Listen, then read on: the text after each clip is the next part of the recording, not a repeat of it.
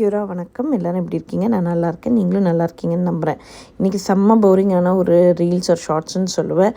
காலையிலேருந்து பயங்கரமான வேலை, வீட்டு வேலை அது முடிச்சுட்டு பிள்ளைங்க வந்து ஸ்கூல் போயிருக்காங்க. மூத்தவனுக்கு எக்ஸாம், அவன் மத்தியானம் வந்துடுவான். NCEA இங்கே தொடங்கியாச்சு. ஸோ சிக்கன் கறி வச்சு ரைஸ் வைக்கலான்னு இந்த காப்பி சட்டி ஒரு 20 வருஷமாக நான் யூஸ் பண்ணிகிட்ருக்கேன். இப்படி தான் ரைஸ் வடித்து நான் ரைஸை யூஸ் பண்ணுவேன். அண்டு நான் one of those categories where chicken கறி வைக்கும்போது நிறைய உருளைக்கிழங்கு போட்டு வைப்பேன். ஏன்னா சிக்கன் கறியில் இருக்க சிக்கனை சாப்பிட மாட்டேன், ஆனால் உருளைக்கிழங்கு அந்த சிக்கன் கறியும் சாப்பிடுவேன். பிரியாணி சாப்பிடுவேன், ஆனால் பிரியாணியில் இருக்க சிக்கன் சாப்பிட மாட்டேன். அந்த கேட்டகரி ஆஃப் பீப்புள் தான் நானுமே.